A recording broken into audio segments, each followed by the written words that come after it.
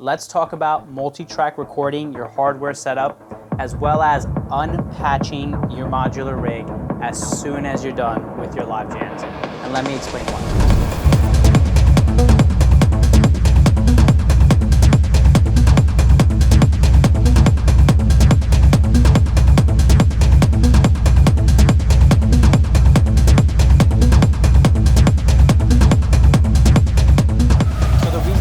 About these two things together is because they actually sort of coincide with one another. And the reason being is because I now have the 1010 Blue Box multi-track recording everything from the DFAM to every single voice in the modular, the Digitact, and once upon a time the Octatrack, which is no longer being used at the moment. And what this allows me to do is record each and every single voice. Everything that goes into the Exelon mixer goes into the Blue Box and gets multi-track recorded in its own individual track, as well as a master output of the entire jam session, performance, live gig, whatever it is, in such a very small footprint. Now, before I go any further, this multi-track setup is actually pretty much stole that shit from Circo. And if you watch his live streams, he actually has, I'm pretty sure, almost the exact same multi-track recording setup. And the reason being that sold me on it was the footprint. This is such a small mixer. This is such a small thing to take with you, put in a backpack. And along with these splitter cables, it allows you to make these 6 stereo inputs into 12 mono inputs if you really wanted to. So you have so much flexibility, so many inputs, and a lot of things that you can do to make this setup sort of fit your hardware setup. So now the second part of this is, why would you unplug your entire system when you've worked so hard to set something up that sounds really good? Well, once you have something that can multi-track your hardware setup, now you can jam and have everything captured and then not be worried that you're gonna miss something in the moment when you make something spontaneous and you're really digging it and you're not wondering, oh man, I really should have recorded that. But now, when I just set it and forget it with the Blue Box, everything is being recorded and I am free to then unpatch everything afterwards and then explore new signal routings, explore new ways to patch my system. I wasn't allowing myself to explore that because I was so set in my ways when something sounded really good. Now, with this system of having a multi-track recorder in place, it allows me to creatively explore so much more and so much deeper than I ever thought I could. Now, you don't need this particular multi-track setup. There are many ways to do this with any other mixers. It doesn't have to be the Blue Box. The reason why I really like the Blue Box and then comparing it to other mixers, like I said, it's just the footprint. It's the super compact and travel-friendly form factor that really drew me to the Blue Box. But you can do this with any other mixer. There are people that I have met out on gigs that have giant Mackie mixers or Zoom mixers, like an L6 or anything like that, for example, can work with this. It doesn't have to be the Blue Box, but I highly recommend always having some sort of multi-track recording setup when you're performing either in the studio or out live, so you can capture those unique moments as they happen. Now, getting into the nitty-gritty of this video, I wanted to create a patch from scratch, an entire jam session from scratch, explore new ways to route my system, multi-track record that, and then put it into Ableton. Editor L.O.S here with a quick note. So this video is insanely long as it is, and I don't think we're going to be able to get into the DAW part of this process. If that's something that you guys would really like to see, let me know in the comments and I will make a separate video. But for now, this video is just going to be straight up the jamming and the patching. All right, back to the video. Switch it out, clean it up in whatever way we want to. We can either keep the live performance as it is and try to just clean it up and make it more DJ friendly with an intro and an outro, or we can take our sounds that we've recorded and then completely mangle it and then make it into a completely new track that we didn't visualize before. So that's completely up to you. We'll see what we're feeling when we actually take this into Ableton. Now, you may be able to see that there are some things that are still patched in. Now, what is patched in is simply just audio routing. So you may see here that I have the bassline, percons, mans, all my voices are labeled on my mixer, and that's not going to change regardless if I make a new patch or not. Like, the audio is going to be routed to the same channels unless something comes in or out of my case. So that's the only thing that is patched in. It's just audio routing, the send and return from the Ghost, and I don't even have clock patched into things that need clock. So without further ado, let's just get into it and let's hope that we get something good.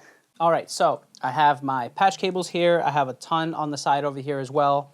And first thing that I want to do is actually, let's patch some clock to everything that needs clock. And I have a Molt here from Chaos Devices.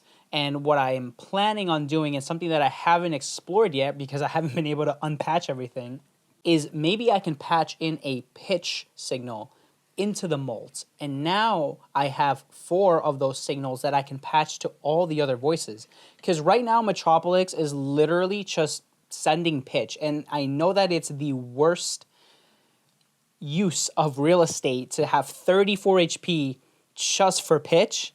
But that's kind of what we're dealing with for now. That's kind of what's filling out the case at the moment. I literally don't have any other modules that can send pitch other than the mimetic, but the mimetic is not quantized pitch. So this is going to send quantized pitch. We're going to put it into the Molt, and now we're going to have 4 pitch signals that are quantized and that we can send out to the rest of the system.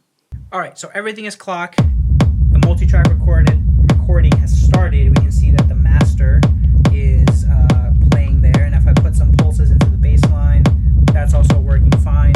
And I think one more thing to mention as well is I'm using the Board Brain I/O module to go from the mixer into the I/O and then from the I/O into the blue box.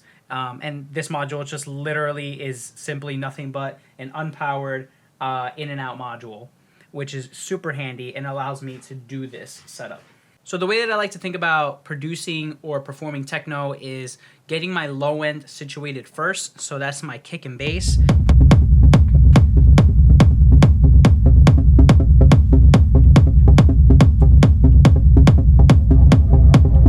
Send it slightly into the effects. And if I look at my pulses here, I'm going to avoid wherever the kick lands on so that we're not relying too heavily on side chaining once we multi-track this and go into Ableton. Now, what I want to do as well is let's patch the pitch that we have multiplied from the Metropolis into the Warna, and then let's put that out to the bass line.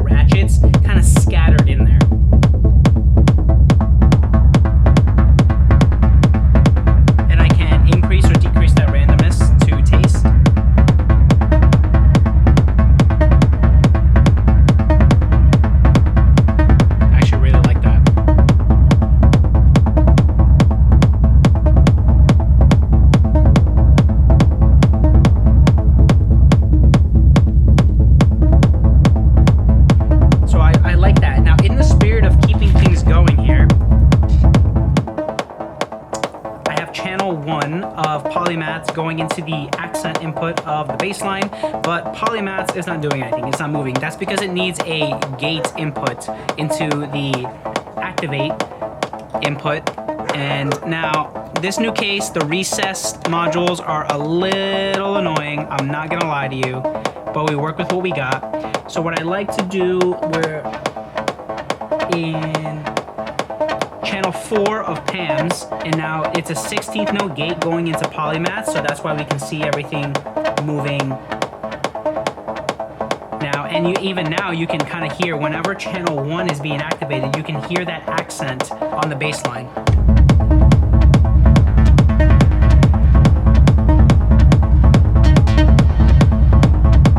So right now it's with this accent modulation is with no decay, and then as soon as we turn up the decay,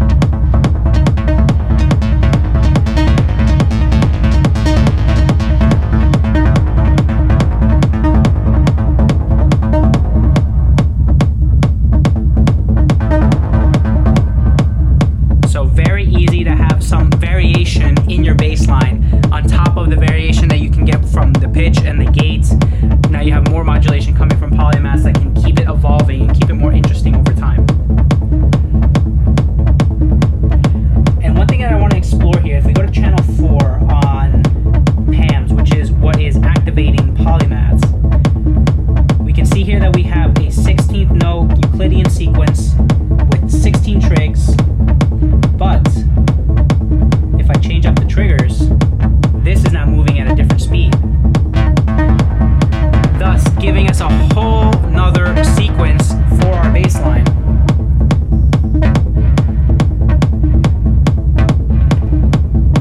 It can be 8 triggers, making it not happen as often.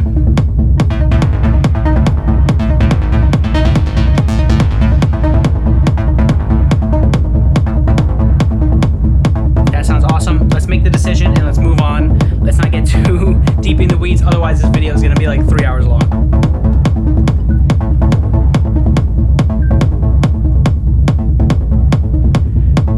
So I kind of like where the bass line is at with this. Let's move on to maybe the Percon's voice. Now the Percon's voice so far, for me, in my experience, love-hate relationships. Some of these patches that are in here are sounding super nice, and others not so much.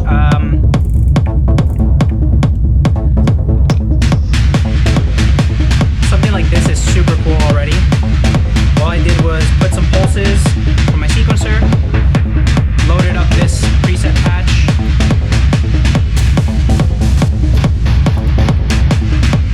It all sounds really nice actually.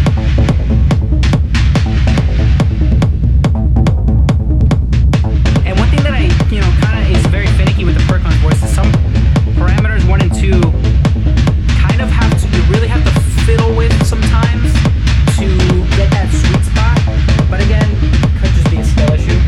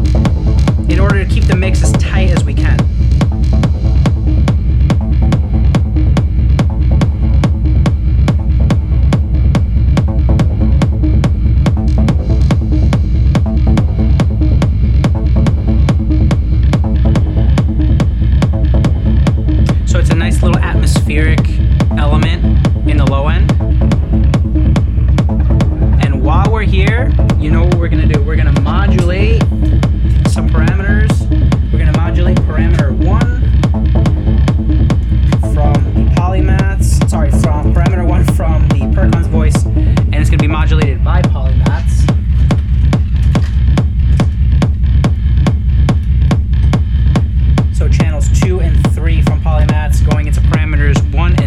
of the percons.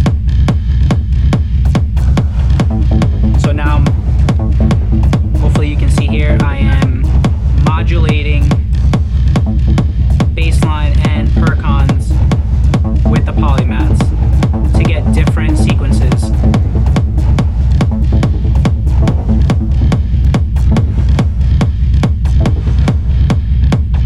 And then if I increase the triggers to make this go faster,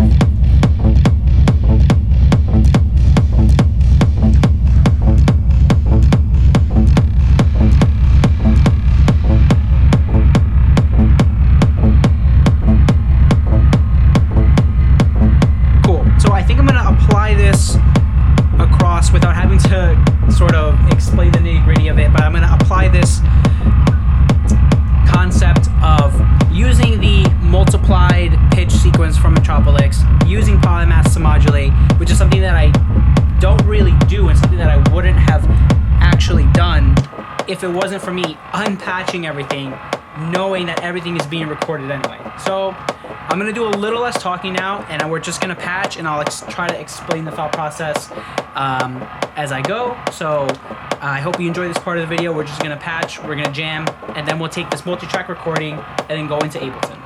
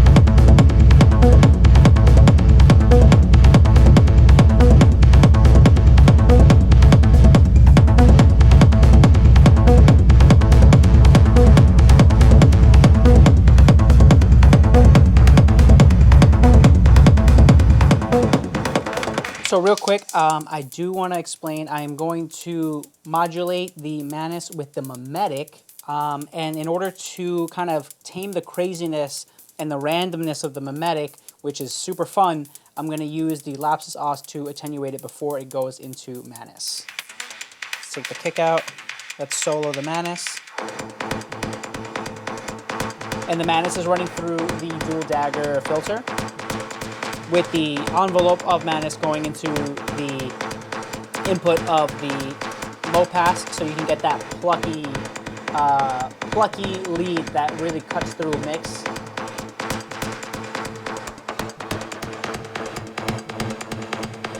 So if we hit some randomization, you can hear the bash being modulated as I turn up lapse to sauce. And if I hit random shred, load shred again, or if I hit stop,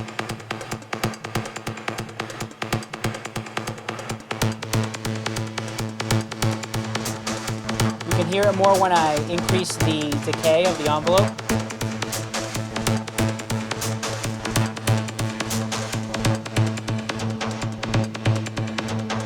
And then if I shred it again,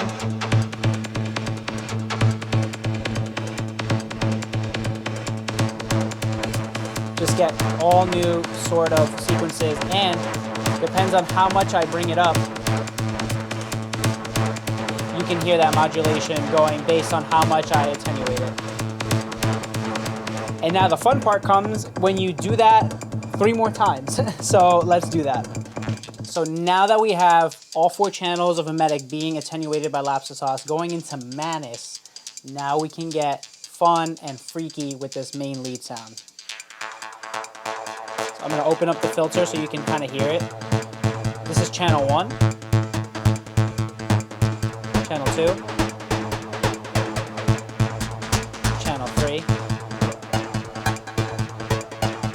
And then if you mix and match, you get some crazy modulation going. And then if you don't like that, you can change the modulation on each channel, load shred.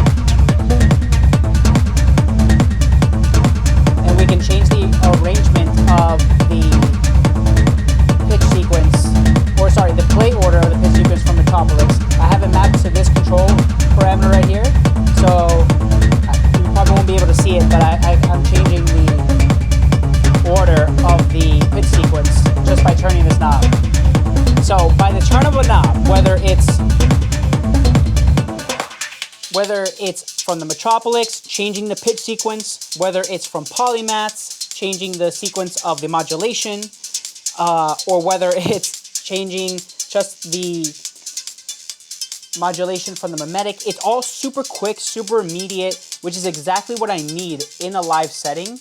in order to keep things interesting, play as long as I could possibly play for, and keep things going for a while. So I'm gonna jam just for a little bit more,